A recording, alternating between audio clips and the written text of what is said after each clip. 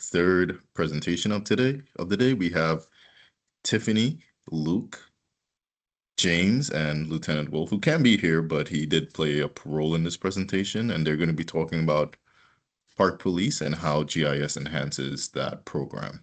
Tiffany, feel free to get started when you want.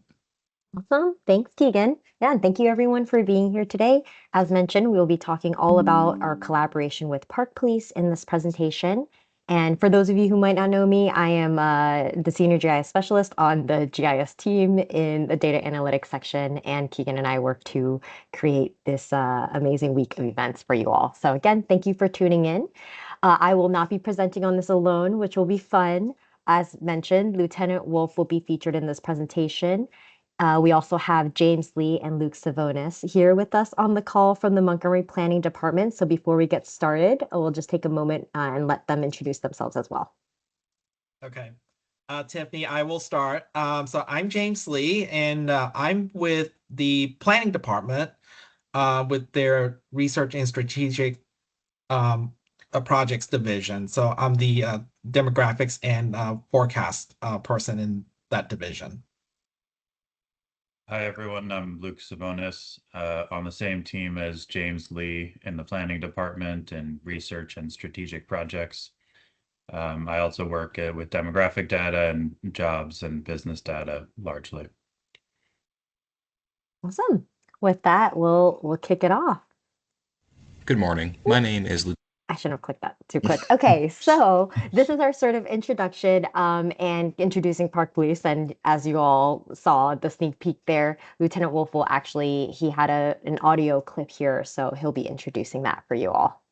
And I will have a series of like audio clips and video clips throughout the presentation. I did test this and hopefully the volume is good for everyone, but if it comes in too loud or too quiet, just feel free to adjust your volume. And then when I start speaking or others start speaking, you could just adjust as needed. With that, let's kick it off. Good morning. My name is Lieutenant Frank Wulff with the Maryland National Capital Park Police, Montgomery County Division. Today I'm going to go over a few points of how GIS incorporates into supporting law enforcement operations inside the Park Police Division. Just a little information about Park Police to start.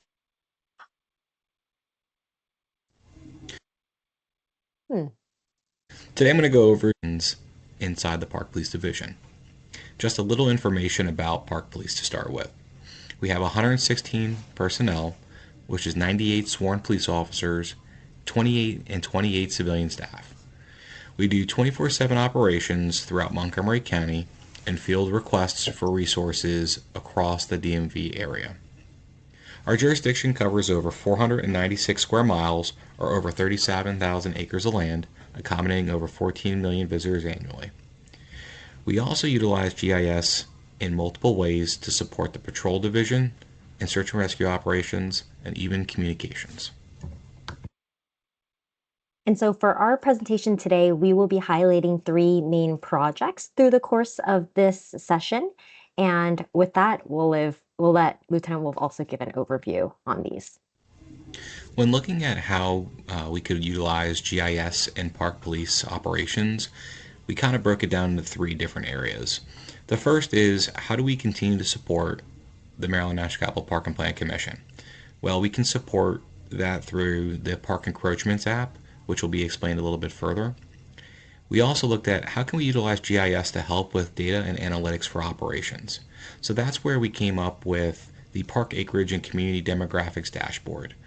That was a project to analyze and look at acres, total park, total population numbers, and how to best deploy our officers to patrol certain areas due to, let's say, an increase in population, new schools being built, more people moving into communities. So we utilize GIS in that way. And then the most impactful item is the Park Police GIS reference map. This project in itself reaches every aspect of the Park Police Division, whether it be from communications and utilizing whether or not a call for service is on park property, to officers being in the field, being able to locate and identify if they're in boundaries, where they have identified maybe graffiti or vandalism, and then also utilized for search and rescue operations and specialized operations. With that, we'll kick off and go over each of these projects. They're actually sort of ordered in chronological order in which we've worked on them. And so park encroachments was sort of the first effort, and then the GIS reference map was our most recent project with Park Police. So with that, I'll talk a little bit about park encroachments. So many of you might be familiar with this project since our team had presented on this a few times throughout the last couple years. But for those of you who may not know what a park encroachment is, much like me when I first started this project, is essentially it's property owner creep. So Montgomery Parks owns and manages a lot of parkland, over 37,000 acres. And this is when property owners or residents who live very close to parkland start slowly or quickly encroaching or utilizing the parkland as their own. So this can take the form of landscaping, mowing. Mowing can be a huge problem because they might be mowing down natural habitat or areas, again, of meadows, areas on parkland that again are not theirs. Or they'll build large structures like garages, sheds, fencing, and things like that. And again, they're not allowed to do these things. So once we address them and communicate with property owners, it could cost a lot for them to actually remove all of these structures off of parkland. So again, huge effort involving a lot of folks, including Park Police, which is what I'll talk more about today. And here is another example of an encroachment, a very interesting example that I tend to use in these presentations, which has a property owner that lives right next to a park, putting a lot of trucks, vehicles, debris, trash, you name it, on parkland, which again is a hazard and something that needs to be addressed. And so the problem can get pretty severe with encroachments. Here is another example. This is a screenshot of an application that we built actually for operations leadership, so division chiefs and regional operations managers to be up to date on encroachment status and information. But you can see on the right-hand side of the map, you'll see the green circles are resolved encroachments and the red triangles are active encroachments.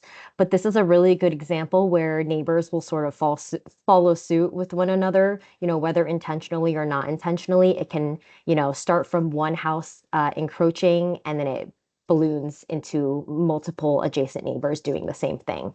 So again, big issue. The reason why we wanted to track this all in GIS was part of this effort in being able to keep track of all of these different stages of the process and also streamline the communication across the department. And so with that, some of you again may have seen this sort of graphic before, but this really demonstrates how much collaboration and coordination across the department the park encroachment process really entails. So in the light blue here, you'll see the divisions that are involved in the park encroachments effort, as well as Park Police in the darker blue.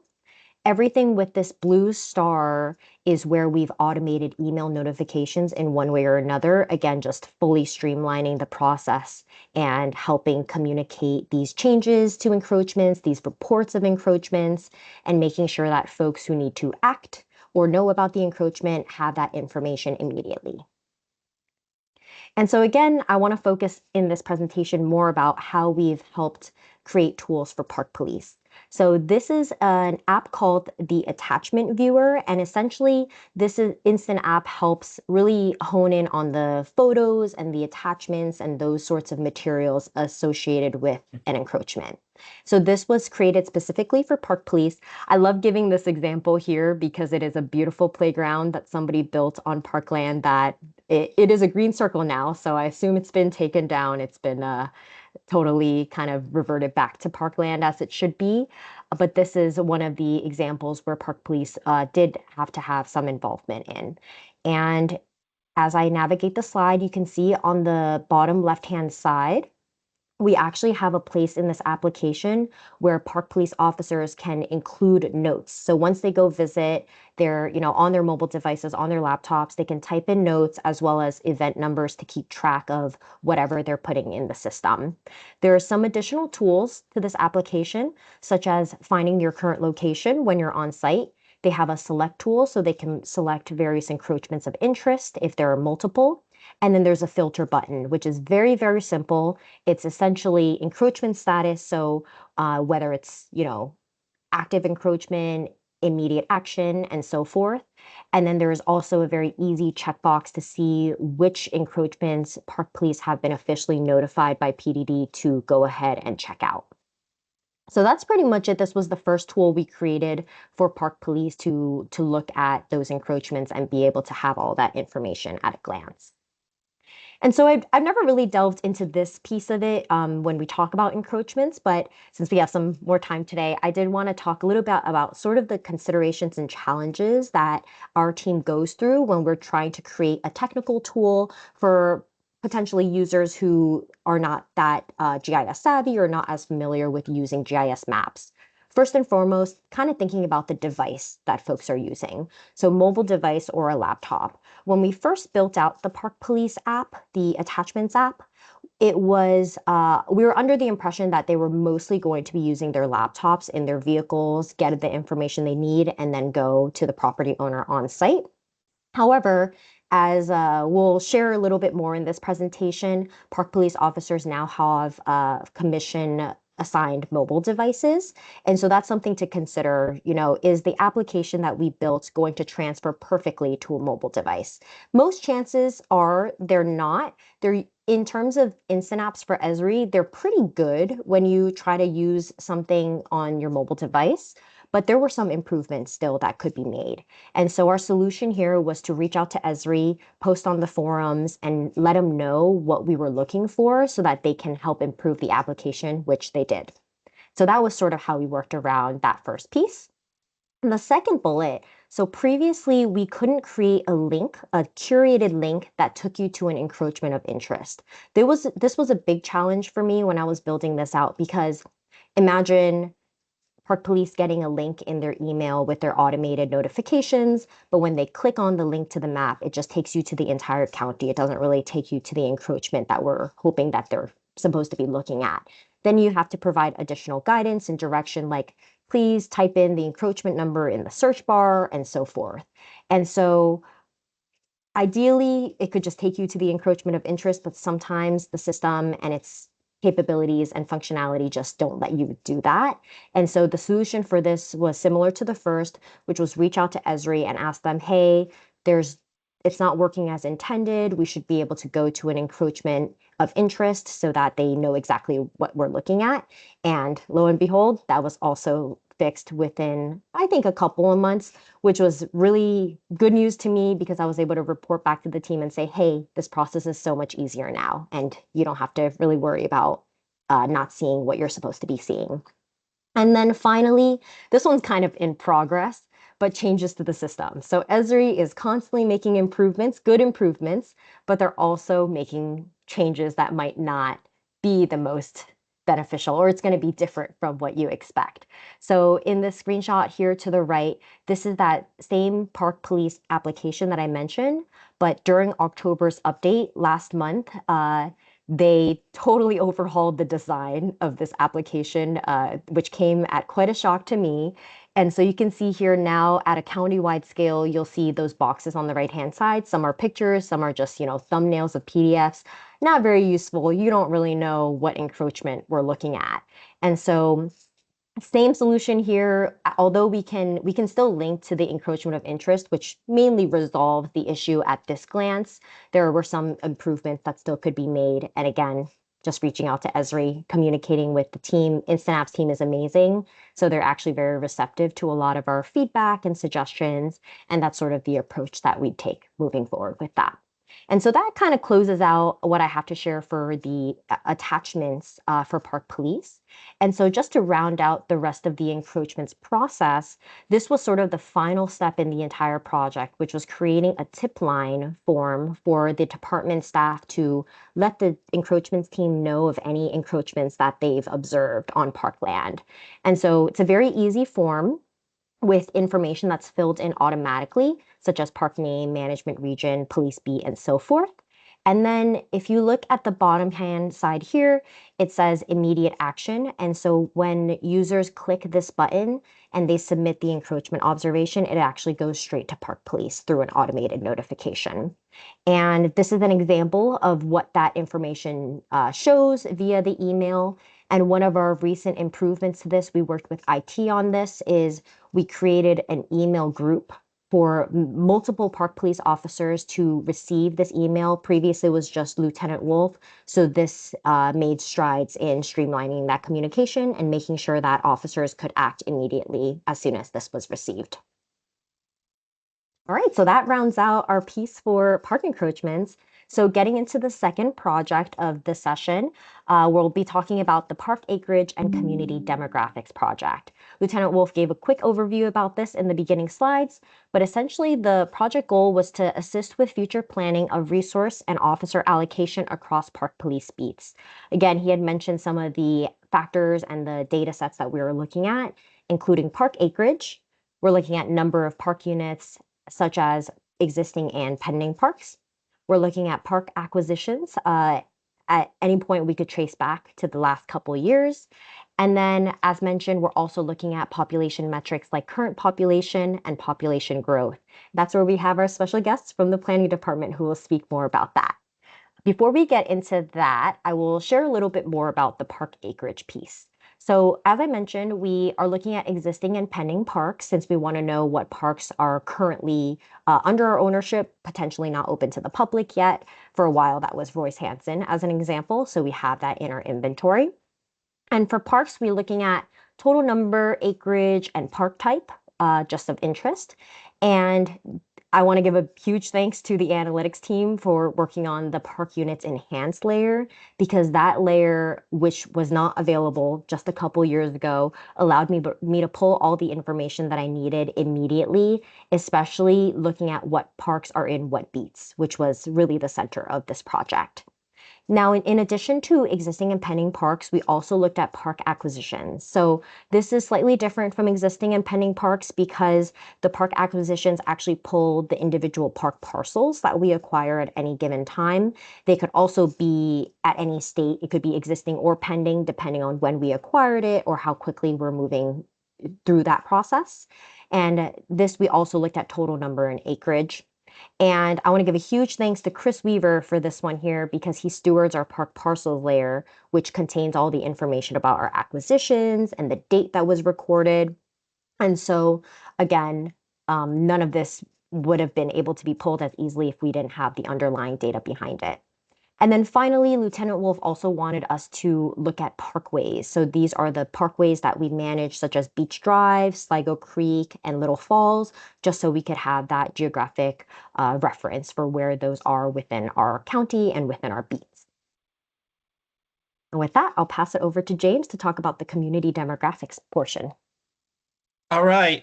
Thank you, Tiffany, and thank you everyone for attending. So in addition to the park-specific metrics that Tiffany was talking about, this project incorporated demographic data. So initially, Lieutenant Wulff had actually made a separate request to the planning department, to my division, for this information to get a better sense of recent historical growth trends and expected future growth trends that could help inform park police resource planning efforts. So to begin with, Luke and I started to compile data from two sources. First, the Census Bureau's 2020 decennial census, their total population numbers, and then the 2023 American Community Survey has total population data for that year also, and all the data from those sources by block group. The planning department also creates the population forecasts. These go out to 2050, and they are by what are called TAZs, traffic analysis zones. These are part of MWCOG's round 10.0 forecast. So just for today, you'd like to know more about the forecast, I put a link in the slide to the planning department's webpage that you can access later. I assume Keegan and Tiffany will be sharing these slides out, so you can access the department's website via this link for more information about the forecast. So neither the block groups nor the TAZ geographies match up exactly with the 7 park police beats with their boundaries. So our method for getting the population numbers by police beat was a 2-step process. So first, assign each block group and TAZ to one and only one police beat using the centroid method. So if you're not familiar with that particular method, I'll just give a quick example. So let's say, for example, one block group, you first find its centroid or its geographical center and see where that's located. And if that block group centroid is in police beat A1, then the entire population for that one block group is assigned to a police beat A1. So that's kind of that methodology in a nutshell. Now, when every block group and TAZ has been assigned to a police beat, then it's just a matter of summing up the numbers across the block groups and the TAZs by their assigned beats. So just for some high-level trends, after we started looking at the numbers, what we noticed was that 4 police beats out of 7 had a population loss from 2020 to 2023. Also, the population changes were small. So the population loss in these police beats actually reflects a broader temporary trend that's related to the COVID pandemic during this period. So just, for some context, the county actually lost, the county as a whole lost population from 2020 to 2022 and only regained some of those losses by 2023, but still for a net loss of about 4,500 people. So again, that's countywide. So much of the DC region and other large metropolitan areas across the country also saw similar population losses, similar trends. For our projected population growth, there were some noticeable differences in growth rates by police beats that stayed consistent, whether you were looking at 10 years out or 20 years out or 30 years out. So at the countywide level, the forecast has a projected 10-year growth rate, from 2020 to 2030 of about 5.4% or an additional 57,000 people. But when you look at the data for the 10-year growth rates by police beats, you see a range of 1% growth to up to nearly 8%. So depending on the police beat. Luke will actually do a demo of the dashboard later, and we'll dive into the population numbers in a little more detail. Tiffany, if you'll go ahead and advance to the next slide. Just very quickly about what Luke and I initially provided to Lieutenant Wulff. So we were starting to piece things together to see, how we could provide the demographic data piece to Park Police. We started making Excel tables to summarize the information at the police beat level. We also started making PDF maps with the block group and the TAZ level information overlaid with the police beats to show variations in population density and growth within each police beat. So these beats are very large, as you can see from the map here. Each beat is very large, and there's a lot of variation in terms of population density and where our growth is going within those geographies. So we didn't realize Lieutenant Wulff had asked Tiffany for parks-related metrics at the same time. And so things really started to come together for this project when Tiffany actually reached out to us about after hearing about the demographic data request. So for the final product for Parks Police, Tiffany put together a really great dashboard with all of the parks and demographics metrics in one place. And here I will go ahead and hand it back to Tiffany for the dashboard demo. Awesome. Thanks, James. And great overview over the community demographics piece, which again, Luke will show in the subsequent demo. So here is the dashboard that we created to combine all of the aspects that Lieutenant Wulff and Park Police were looking for. So right off the bat, you'll see the map on the left. You'll have the legend on this side here to see what all of this data represents. And then the user has the option to continue to refine those layers. For example, in this case, I'll turn off population metrics, as we'll get to that in a bit, turn off floodplain. So all I want to see are beats parkways, parks, and acquisitions. So if you gravitate your eyes to the right-hand side of the dashboard, there's a lot of information here at our fingertips. So we could look at the number of park units, again, for existing and pending parks, as well as acreage. You could filter this down to just existing parks. If we'd like to look at that, it's a little bit laggy, but that worked. And you can see how it also updates the park acreage part here. And so I'm going to go ahead and reset.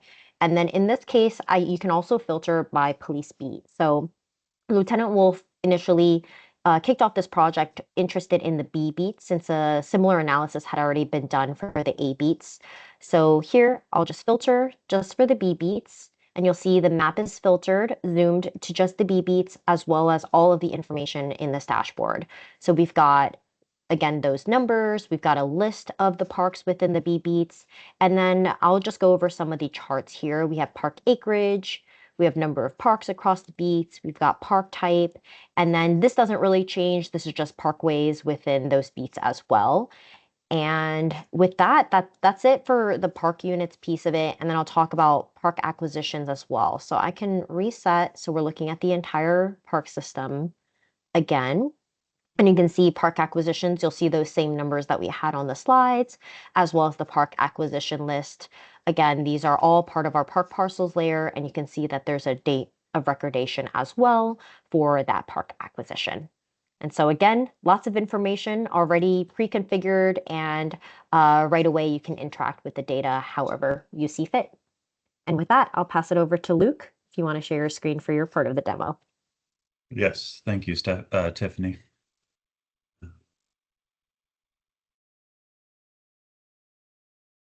Okay, so as Tiffany was mentioning, I have layers turned on just for police beats and population metrics here, and you can click down here and get projected or more current population information. So this is what police officers can see in their cars or in their offices, and so yeah, what they'll see is, we have a lot of population concentrated in the down county area and what used to be called mid county in our department, and then along the 270 corridor. More broadly, or more specifically, I should say, there's a concentration of population along corridors and near metro stations. Like, here we have Silver Spring and here we have Bethesda, for example. And to me, some of the utility of this map is seeing, the diversity of kind of development types in Montgomery County, and that sort of manifests in population density. So here we have a sort of a TAS, or a TAS that's sort of on the outskirts of Bethesda, and we have a population density in 2023 of 6,000 people roughly. But then, not so far away, and Potomac, we have population density of something like a quarter of that. So we think that'll be useful for the officers. And so I'll turn now to an overview of this graph here, or these two graphs. As you can see, there's much more population in A1 and B1. So A1 up in the agricultural reserve and over to the 270 area, and then B1, Bethesda and Rockville and et cetera. So while, James mentioned a little bit that we have some decline in the population of some of these beats, but as he mentioned, we think it's COVID related, COVID and kind of the other consequences that came from that time. And while A1 and B1 are projected to remain the biggest increase is actually in B1 and B2. So that's following a similar pattern here of, down or mid-county and then along corridors and metro stations is where we'll see growth, we think. So let me change this layer over to not current, but projected population growth. And so we're looking at kind of 10-year time horizon. Where do we think change in population will occur in the county? And the darker the TAS, the more people are projected to come. So again, kind of we see the pattern of projected growth along corridors and on metro stations or around metro stations. And the red line of the metro kind of follows this geography here. And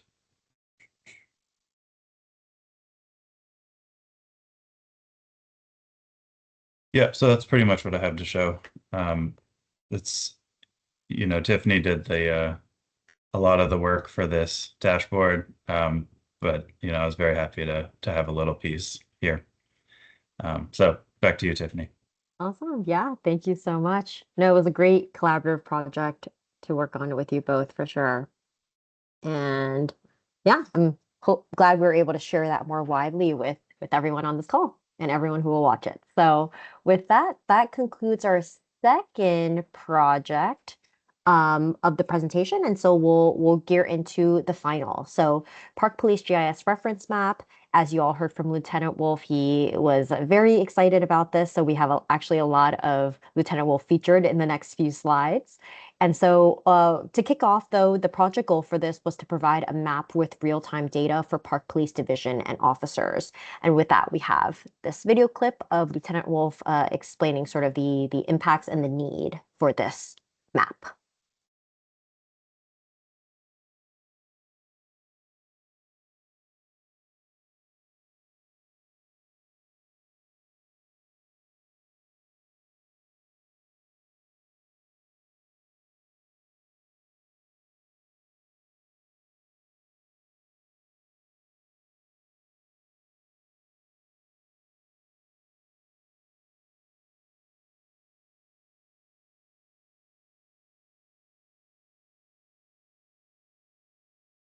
Hey, Tiffany, if Lieutenant Wulff is talking, we cannot hear anything. Oh no, I did the thing. Yeah, Perhaps you could paraphrase, or maybe you need to share with your volume. Yeah, sorry. No, I had to share the presentation again with the audio. I thought I got that. Okay. No, this is pretty good. Let me go back. So one of the things that spearheaded this project was the fact that when officers get on scene, they have to confirm whether or not a park encroachment really is on park property, or if an incident or a crime scene is on park property. And to do that, you would have to take out your MDT or your computer from your car, bring it out into the field, and then go through the GPS program to figure out whether or not it is in fact on park property. So with that being said, we came to the GIS team to look how to streamline this, and that's where we were able to take advantage of every park police officer being issued a work issued cell phone. We then looked at creating the dashboard or the Park Police reference map that could be used in the field. So you go from a big computer to a nice, easy phone. From here, we're using Saddlebrook location. And when we pull it up, the officers are able to see the park name, the park code, the beat, and how many acres. Now that becomes very helpful when it turns into search and rescue or missing persons. And then even so, when you're trying to look for a crime scene. This is where we were able to capitalize on it, and then we started moving into the next phase of what information should we have. So getting into that, this is definitely a work in progress. These layers that we add to the map can continue to grow, but these are the ones we landed on, like parks, trails, parks, parcels, amenities, lights, other park locations, county operated facilities, and more. So with that, here's another snippet of, again, the impacts of this map and the importance of it for park police officers. Explaining a little bit further about our GIS reference map, this project has been fantastic. Within the first day of rolling it out, officers were already in the field utilizing it on trail systems and being able to test it out with great success. The overall goal that we brought to the GIS team is how do we provide a real-time mapping data for our officers while they're in the field? In the past, officers would have to take their computers out of their patrol cars and bring them into the field and then use the GPS and the key map system to determine whether or not an incident occurred on park property. Well, the division recently issued out work cell phones to every officer, and then that's where the idea kind of sparked of is how do we get this program onto their phones?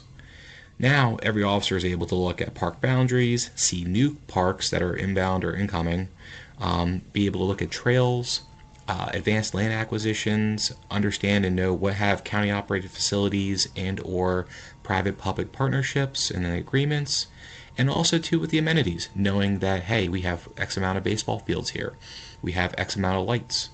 And then also after this summer's wild weather with flooding, we also included the floodplains so that officers know and how to pre-plan when inclement weather is about to happen.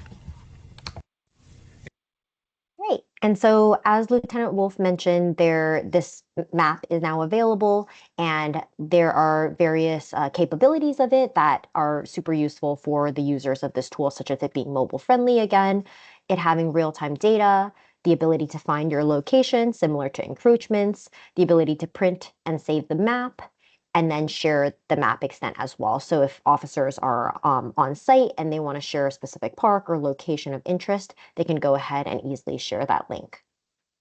Do have another video. Let me see. It's about a minute. I think we can do it. We'll have a couple minutes for questions, but this is Lieutenant Wulff showing off the other features. Another feature that has multiple uses here is actually the exporter print. From there, we're able to go in and select our location in our park and export it to create a whole new document. From here, we'll have the different types of information, and we can print this out and utilize it for public meetings, community meetings, and then also in corresponding with the GPS and tracking where you're at, we're actually able to use it for documenting where you find graffiti, vandalisms, and also assisting in documenting where items of a crime scene have been. All right. So with that, I'll close out with our last piece, which is just talking about next steps and future ideas. So Lieutenant Wulff has been a huge champion for GIS and the collaboration between our team and Park Police. And so there's a lot of future ideas in play. We are looking to expand the reference map to help assist with criminal investigation and documentation. As Lieutenant Wulff mentioned, this would be really cool to be able to not only reference the map, but actually use it and create data from it. So like placing pins for evidence or locations of interest. We're also looking to work more with the crime analyst within Park Police and help with real-time data tracking. And then overall, just improving real-time communications and dispatch and better having a way to share pertinent information.